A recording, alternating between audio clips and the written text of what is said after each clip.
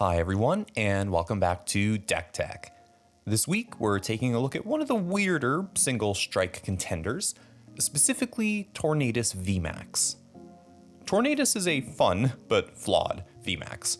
It's a normal type, which means it's hitting all of nothing for weakness, and its main attack is both ridiculously expensive, and it comes with a pretty low damage cap if you don't meet one specific requirement, which is discarding a stadium in play. So it's no surprise really that it hasn't seen a ton of success in Standard outside of topping, I believe, 1 or 2 Limitless events. But in Expanded, I think it has just enough tools to make it at least a little bit better. The big thing here is that DCE is your saving grace. This fills half of Max Windspirit's ridiculous attack cost while also offering utility to our other main attacker, and unlike double turbo energy in Standard right now, it doesn't hurt your damage output. So fantastic, it's an auto include at 4. And speaking of things that really love DCE, Umbreon VMAX is our backup attacker and Gusting Chief, and let's be honest, the whole reason that Single Strike actually ended up being pretty decent. Its max darkness attack hits for a respectable 160 damage base, and thanks to DCE, you're just one manual attachment and a single strike roar away from swinging. And thanks to its Dark Signal ability, you can drag up anything when you evolve into the sky, allowing Tornadus to make the most of its big, wombo combo blast you away attack. Houndoom is our energy acceleration engine, and of course you want to max out on the line here to ensure that you get that engine up and running as soon as possible. And while we have access to a ton of support Pokemon in Expanded, I thought it would be better just to play the 2 Crobat V because that gives us a little bit of extra reach when we're trying to dig for our evolution lines, and because we're playing so much special energy, discarding our hand with something like the Dedenne GX is a lot less attractive in this particular deck. Our support lineup is a little different than the usual Expanded fare. Since this deck only plays special energy, like I mentioned before, you can't really afford to be ripping Professor Junipers or Sycamores every turn, and Houndoom needs to accelerate from the deck as well, so that kind of necessitates a preference for shuffle draw. A thick line of Cynthia is what I went with here, supported by N and Colress to give you just enough shuffle draw options to keep our single strike roars and DCEs flowing like water. And yes, there is the one Professor's Research there, just in case you do really need to dig deep. And hey, there's the one-off Guzma just to supplement what Umbreon can already do in terms of gusting. We of course play a full count of VS Seeker, allowing us to at least toolbox the few supporters that we do have, which is kind of something you always want in Expanded. Ultra Ball is our ball search of choice, grabbing pretty much everything we need while thinning our hand out for Crobat V to draw even more cards. And we back that up with Pokemon Communication to trade away our many evolution pieces as required for the perfect answer for every turn. We of course have our single strike package here with Tower of Darkness, Urn of Vitality, and single strike energy. The tower in particular is a mandatory 4 of because Tornadus needs to discard a stadium to buff its attack damage. And again, in a pretty combo heavy deck like this, the ability to pitch, say, an Urn of Vitality or a single strike energy to see a few more cards could make the difference honestly between winning and losing a lot of the time. We also play a funny tech in Parallel City. Now, hear me out here, you need to discard a stadium for Tornadus to hit decent numbers, but rather than just splashing in, say, a Chaotic Swell, which can maybe mess with our own ability to play stadiums, and not really having a lot of interesting alternatives, I thought this would be fun for potentially taking Crobat Vs or damage VMAXs off the board, while removing the bench lockdown with Tornadus' attack right after. Or you could use it to break the back of bench-reliant decks like Mew VMAX or Turbo Dark, for example. I am a bit iffy on this one, but at least in testing, it's proved to be situationally useful. Floatstone is of course there for free retreat shenanigans, not much more to say on that. And finally, we play a ton of Capture Energy just to bolster our setup a little bit more, especially in those very crucial first 2 turns for single strike. And since Tornadus and Umbreon can both take a lot of colorless energy to attack, seemed like a perfectly fine choice to me. And now that we've got a good idea of how this big green goon works, let's soar on over to the Expanded ladder and see if this hot, steaming pile can actually take a W or 2.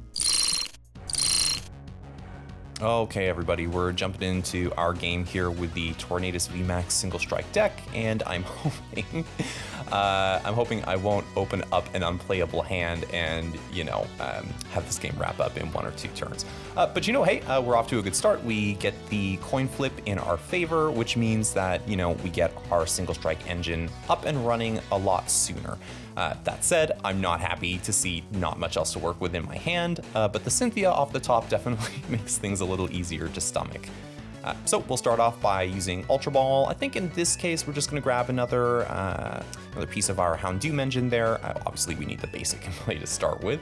So we'll get that going. I'll attach the 1 single strike energy just so I have the option of mean looking the Tapu Lele GX or, whatever else might come in. But still off to a pretty tepid start, all things considered. Now, for my opponent's side, with the Tapu Lele in the active, I have no idea what this is going to be. Seeing the regional sleeves and deck box always, makes me think it's going to be something pretty interesting and a pretty well put together list, visual biases aside. But hey, I think after my opponent goes through a pretty big think of their own here, we'll see that they've actually cooked up a pretty interesting list with a core rooted in the golden age of the Sun and Moon era. So they attach the Psychic Energy off to Tapu Lele there, and then they go for the Big Professor's Research, and as soon as I look in the discard pile, I go, oh, Metagross GX. And when Zacian comes down, everything kind of starts to click. I realize, okay, this is some kind of Metagross GX Geotech system box, which is really interesting because it affords you access to both Psychic and Metal attackers, which is a pretty interesting combination in Expanded. There's also the Magearna there and an Ultra Necrozma, so really my opponent has brought just about everything. And it's really smart having the Intrepid Sword there. It allows them to get the extra little bit of draw. It's not quite a tropical beach, but it's something for them to do. Now, for my part, I am going to start by evolving up into the Houndoom first. I want to go for the single strike roar just to kind of check my deck and see what's there. I do thankfully have all of my single strike energy and my full Tornadus and Umbreon lines, which is fantastic. So, I'm not missing anything crazy here. So I'll also drop the capture energy, and I think in this case the prudent thing to do is just to drop down another Houndour, because again, if my Umbreon goes down, I need to be able to get another single strike attacker online pretty quickly.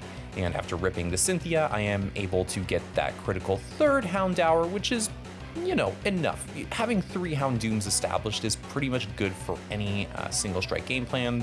4 can be too much at times, especially when you're only returning, 2 energy to the deck, let's say, with the urns. So here I'm just going to Pokecom away to get an extra card out of my hand, grab the Crobat V back, and then I'll rip the Crobat V without playing the other Pokecom down, just because I figured, yeah, I'll get a Pokemon that I'm not able to immediately play.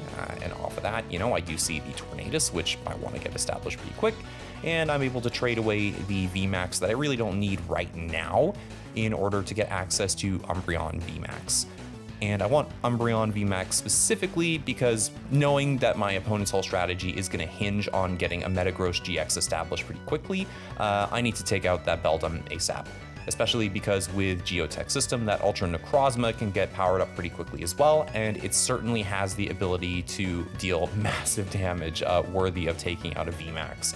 Especially, VMAXs that have to damage themselves to accelerate energy. So by taking that off the board, I've kind of set my opponent back for a turn. They certainly could hit something like a Metal Saucer and then go into their manual attachment for a Brave Blade. Thankfully, it wouldn't quite get the KO on my Umbreon, but they certainly could take 2 prizes off of Tornadus or Crobat, for example. So that is something I have to be mindful of. But when they promote the Zacian into the active, I'm a little confused by that play there. I don't think they have anything like a Metal Saucer and Energy Switch. So in this case, I'm kind of trying to figure out what my opponent is up to. Maybe they just don't value the Zacian quite as much, but then they also attach to it, which is weird. I mean, they're also at the point where they probably think I'm not going to get the KO on it myself. I only have 2 single strike energies on my active Umbreon VMAX, so I'm capping out at 200 damage. And yeah, loading on the additional single strike energy would be risky. So, I'm going to check what my options are first. I've got one more single strike energy in deck here, and I am actually going to accelerate to that from the deck and then attach the energy there. Now, I could have just attached from hand and then accelerated to the Tornadus, but the reason I did this is that I really wanted my opponent to start focusing down the Umbreon.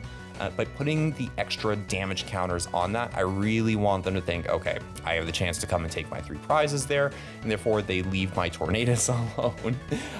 Because Tornadus actually, if I can get it properly powered up, just in its base form or as the VMAX, assuming I have that stadium in play, that can pretty much one-shot anything that my opponent has, assuming, that I keep the 1 single strike energy there. Whereas Umbreon is only going to be 2-hit KOing everything, pretty much outside of Tapu Lele, and I think, yeah, that's about it. Ultra Necrozma might be a little bit out of range. Oh no, yeah, I could take the KO on that as well, but I mean, at this point, it's not really a threat anyways. I might just take it out if I need to get access to the additional 2 prizes. But, we only play the 1 Guzma. I don't have another Umbreon in play either, so I don't really think I'm going to be going through anything but this Metagross now. And my opponent actually goes for the Algorithm GX. Them whiffing the attack there was pretty big, but on the other hand, they're going to get access to a ton of cards now. So they can do pretty much whatever they want, and since I don't currently have access to anything like an N, well, I'm not going to be able to disrupt whatever crazy combo play is probably coming down. Now, looking at my options here, I do have the Parallel City. It's not really going to do me any good, unfortunately. My opponent only has the 3 Pokemon on the bench as well, so there's not too much to disrupt. So I'll just VS Seeker for the Colress and rip a fat hand of my own, drawing up to 8, which is always nice. And while it was a little risky here to evolve into the VMAX, because I take the option of the V's pretty efficient 180 damage attack, I thought I want to dodge the KO just in case that's coming or get a little too beat up. So we go for that, and then that way too, unless my opponent wants to gust up the Crobat V and hit an additional damage modifier, they're not really going to be taking a ton of easy prizes on me at the moment. But they are pretty well established at this point. They do get the 2nd Metagross up, they have another Beldum ready to go, and Zacian is on the bench as well, just in case they whiff the attack this turn as well. They can certainly start charging that up pretty easily and swinging in with Brave Blade after Brave Blade, just, to clean up my board here. So, while I am 3 prizes ahead, that's no guarantee of victory at the moment, and depending on how they play this, I could put myself in an awkward spot too, because I'm pretty much forced to take 2 prizes on my next turn here, and that's going to put me in a pretty awkward spot, at least where a potential N is concerned. And obviously with all of my energies committed to the board right now, I can't earn a Vitality them back into my deck to accelerate out. So, if I take the KO here, I am really at risk for whatever my opponent is going to do, especially if it's an N. So I do debate for a little bit. I thought maybe it would be good to take the KO with the Tornadus, and I in fact powered up with the Capture Energy just in case. I still have the Stadium in play as well, which would, afford me an additional option here. But at the end of the day, I think, okay, as long as they don't bounce the Stadium, there's a good chance I get a single strike card in hand next turn. And then that way, I can still basically run through whatever they've got. And also, if they don't bounce my Stadium with a Field Blower, if they bounce it with a Stadium of their own, I can pretty much run through whatever I need to with Tornadus anyway. Now my opponent will establish the 3rd Metagross, and then there's the card I really didn't want to see. Full art adding insult to injury. They hit me with the big N, which is going to drop me down to 1 card. I see an N of my own, which is... that is an experience. You always want to see a draw supporter off of the opponent's end, but that's not the draw supporter I was looking for. Shuffle draw 1 feels really bad, especially with my VMAX going down and my opponent now having 8 cards in hand. So, things are pretty rough there.